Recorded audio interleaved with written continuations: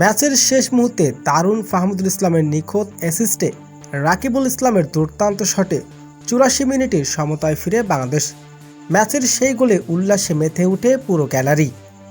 দর্শক প্রথমার্ধে অবশ্য ভাগ্য সহায় ছিল না লাল সবুজদের।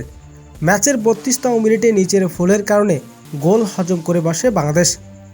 ডিফেন্ডার তারেক কাজির হংকংয়ের এক প্লেয়ারকে মারাত্মকভাবে আক্রমণ করে বসেন। তাকে ইচ্ছা করে তাকে ফেলে দেন তারেক কাজি, আর সেখানে বাংলাদেশের কপাল পুড়ে। রেফারি কোনো দ্বিধা না করেই সেখানে প্লান্টির নির্দেশ দেন, আর সেই সুযোগ গোল পেতে ভুল করেনি প্রতিপক্ষ। ফলে বিরতিতে ১-০ ব্যবধানে পিছিয়ে যায় বাংলাদেশ।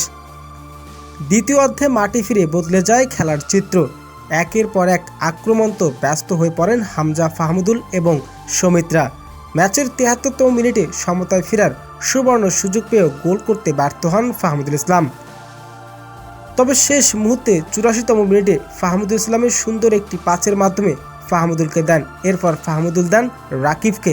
নিখুঁত এক শটে রাকিবুল ইসলাম বল জড়ান জালে। এরপর সমতায় ফিরে বাংলাদেশ। সমতায় ফেরার পর গতি আরও বেড়ে যায়, তবে শেষ পর্যন্ত আর গোল করতে পারেনি বাংলাদেশ এবং হংকং। এরপর ড্র নিয়ে মাঠ ছাড়েন দুই দল।